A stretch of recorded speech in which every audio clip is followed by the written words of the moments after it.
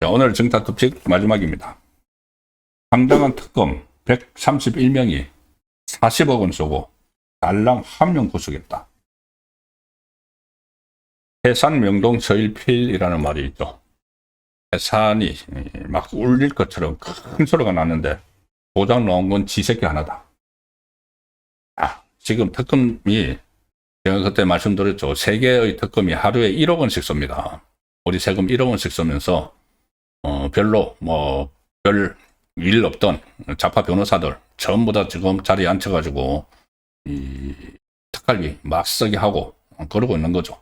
그런데 성과라고는 없습니다. 그냥 무리하게 탈탈 털다가 보니까 전부 다 법원에서 영장도 기각되고, 그리고 수사 실력도 없으니까 제대로 수사도 하지 못해서, 저희 김건희 특검 같은 경우는 그 M1 그 공무원 막 잡아다가 속된 말로 족치다가 스스로 생을 마감하는 그런 사태까지 일어났죠. 그리고 특검이라는 사람이, 민정기 특검이라는 사람이 이 주식을 했는데, 김건희 주가 조작, 거기서 사용됐던 주식, 그거를 자기도 해놓고는 지금 그 자리에 그대로 앉아 있습니다. 이제 특검들이 이 활동을 다 이제 마감해야죠. 언제까지 할 겁니까? 이 법적으로도 특검법에 다 정해져 있는데, 오늘 먼저 활동을 마감한 게 바로 최상병 해병특검입니다. 해병특검인데, 오늘 그 중앙일보 제목이 이렇게 되어 있습니다. 5개월 뒤져서 윤경로만 밝혔다. 중앙일보도 그 친 이재명 성향의 매체인데, 매체로 바뀌었죠. 5개월 뒤져서 윤경로만 밝혔다. 해병특검 구속영장 10전 9패. 이런 제목을 달았습니다. 자, 이 윤석열 전 대통령을 비롯해서 33명을 기소를 했습니다. 이 해병특검단에서 기소를 했는데, 그런데 이것이 빈틈투성이 반쪽짜리 수사 결과를 냈다는 비판을 피하기 어렵다. 이게 중앙일보가 이렇게 분석을 합니다.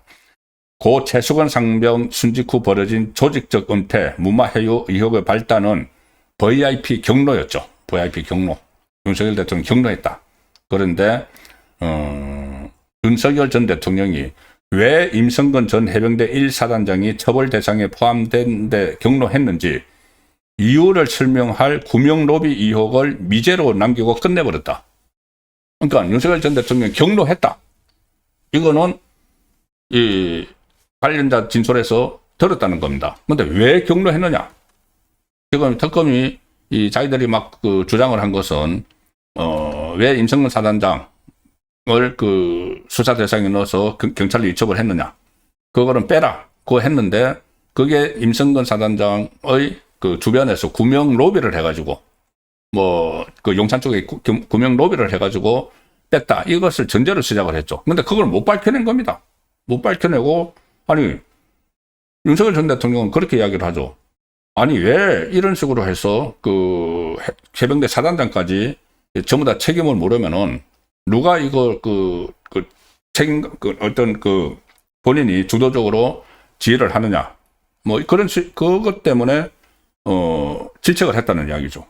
그런데 지금 좌파에서 이야기하고 이 해병특검에서도 전제를 딱 걸어놓은 게 로비가 있었다. 근데 그 로비를 못 밝혀내고 끝내버린 겁니다. 그리고 5개월 동안 40억 원이 넘는 예산, 40억 원을 넘는 예산을 썼습니다. 이 해병특검이.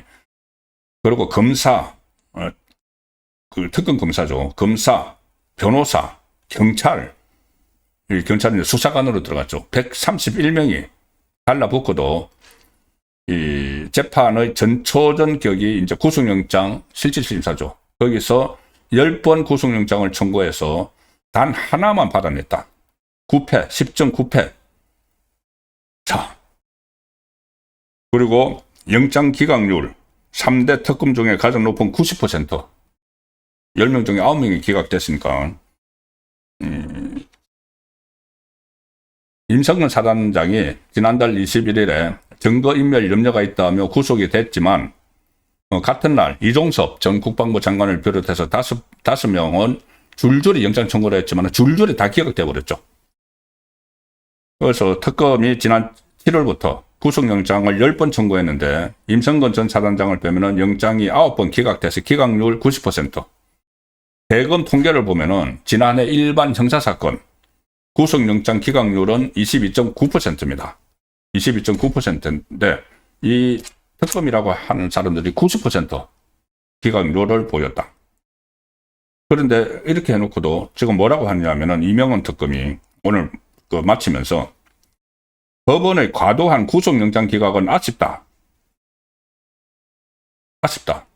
자기들은 수사 제대로 했는데 법원이 구속영장을 다 기각을 했다.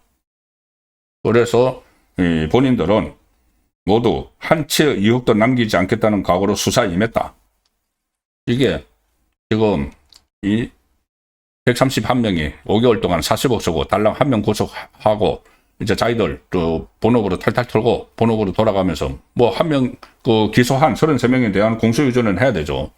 그런데 이런 성과를 내놓고 우리 열심히 했어. 우리 잘했어. 그러고 서로까지 뭐 다독이면서 지금 오늘쯤 지금 어디서 또 한 송두 마시고 있을지도 모르겠네요. 삼성모 모여가지고 131명이 같이 다 가지는 않았을 거고. 자, 이런 행태가 지금 벌어지고 있고 이 과정에서 사회 갈등도 일어나고 또 국민 혈세도 막 새 나가는 그런 상황이 이어지고 있습니다. 이제 특검 이야기가 나왔으니까 마지막으로 전해드리면 추경호 전 원내대표 어제 체포동의안이 처리가 됐죠. 그런데 좀 이런 이야기가 나오고 있습니다. 이탈표가 나왔다. 어제 국민의힘은 저는 참석하지 않았고 불참을 했고 퇴장을 했고 민주당, 조국당, 이준석 당 이렇게 해서 180명이 참석을 해서 투표를 했는데 찬성이 172표. 원래 전부 다 이렇게 찬성을 한다고 했으니까는 180명, 180표가 나와야 되죠. 근데 172표가 나오고 반대가 4표, 기권이 2표, 무효 2표 이렇게 가결이 됐는데 그러니까는 크게 보면은 반대, 기권 2, 무효 2, 무효도 의도적으로 막 무효시키는 사람들이 있습니다. 이게 반대를 하기 때문에. 그래서 8표 정도가 최대 8표가 이탈을 한 거 아니냐. 특히 직접 반대가 4표나 나왔으니까 자기들끼리 투표했는데. 근데 이준석 당 쪽에서는, 우리 소속 의원 3명 중에서 반대표를 던진 의원은 없는 것으로 알아. 그러니까 자기들끼리 서로 물어봤다는 이야기죠. 뭐 모릅니다, 이거. 무기명을 했으니까는. 어쨌든 그렇다면은 민주당하고 조국당에서 이탈표가 최대 8표가 나왔다는 이야기인데, 이게 8표가 나왔다는 것이 제가 좀 의미를 두는 것은 그러면 이 좌파 정당에 있는 사람들 중에서도 이건 너무 하는 거 아니야? 이게 어떻게 조경호 전 원내대표를 뭐 내란에 동조를 했다. 이거를 원내대표까지 지낸 사람을 구속영장을 청구를 하고 또 이거를 빌미로 해서 위원정당 해산 청구까지 가려고 하는 거. 이건 아니야. 라고 생각하는 사람들이 좌파 진영 안에 현역 의원들 중에 있다는 이야기죠. 자, 그러면은 이게 지금은 8명, 최대 8명이지만은 이게 더 확산될 수도 있습니다. 특히 자기들끼리 개파 갈등을 막 일으키면서 더 확산될 수도 있습니다. 그러면 제가 한 번씩 드리는 말씀 있죠. 이재명 탄핵할 때 어떻게 될지 모른다. 지금은 절대수가 부족해서 안 되지만 과거에 보수 정권 2번 무너질 때 그때도 내부에서 이탈자들이 나와서 배신자들이 나와서 이 탄핵이 된 거지. 그럼 그렇다고 이게 좌파 정권에서 그거 없어라는 법은 없는 거죠. 그래서 조금 전에 말씀드린 것처럼 장경태의 이 성추문으로 지금 정청래하고 이재명 쪽이 더 갈라지는 이 모습, 그리고 이탈표가 나왔다는 이 분석들은 나중에 어떻게 더 전개가 돼서 진화가 돼서 전개가 될지 모르는 일입니다. 이것도 주의 깊게 지켜봐야 되는 것이고, 추경호 전 원내대표에 대해서 구속영장 실질심사가 12월 2일, 그러니까 다음 주 화요일 오후 3시로 결정이 됐습니다. 자, 이 서울중앙지법 이정재 영장전담 부장판사가 맡게 됐습니다. 다음 달 2일 오후 3시 추경호 전 원내대표에 대한 영장실질심사를 여는데 결과는 이러면 당일 밤 아니면은 3일 새벽 바로 12월 3일 비상계엄 선포된 1년 되는 날 이 결과가 나옵니다. 기각이 될지 발부가 될지. 그리고 그날은 비상계엄 1년이고 추경호 전 원내대표에 대한 영장이 결정이 되고 장동혁 대표가 취임 100일이 되는 날입니다. 그래서 그 시점에는 뭔가 메시지를 내놔야 된다. 그런데 어떤 방향으로 내놓을 것인가? 그거는 제가 일부에서 이 장동혁 대결단 이 상황에서 말씀을 드렸습니다. 그리고 이 이정재 영장정담 부장판사는 윤석열 전 대통령 체포영장을 한번 기각한 그런 이력이 있습니다. 그리고 그 대신 영장판사니까 건진법사 전성배 씨, 임성건, 조금 전에 말씀드린 임성건 전 해병대 1사단장은 구속영장을 발부를 했고 지금 서울중앙지법의 영장전담판사를 맡고 있는 이른바 수원 3인방이라고 있습니다. 수원에서 구보하다 온 사람들. 정재욱, 박정호, 이정재 부장판사를 포함해서 이렇게 되어 있는데 이정재 부장판사는 그 조희대 대법원 인사를 통해서 수원지법에서 서울중앙지법으로 이동을 했고 현 보직을 맡은 바 있고 다른 두 판사들도 한덕수 전 국무총리 구속영장을 기각한 정재욱 판사, 박성재 전 법무부 장관 구속영장을 기각한 박정호 판사, 이 세 사람이 서울중앙지법 영장법원에서 그래도 특검의 무차별적인 영장 청구 이런 것에 제동을 거는 그런 역할을 하고 있다는 상황도 말씀드리겠습니다.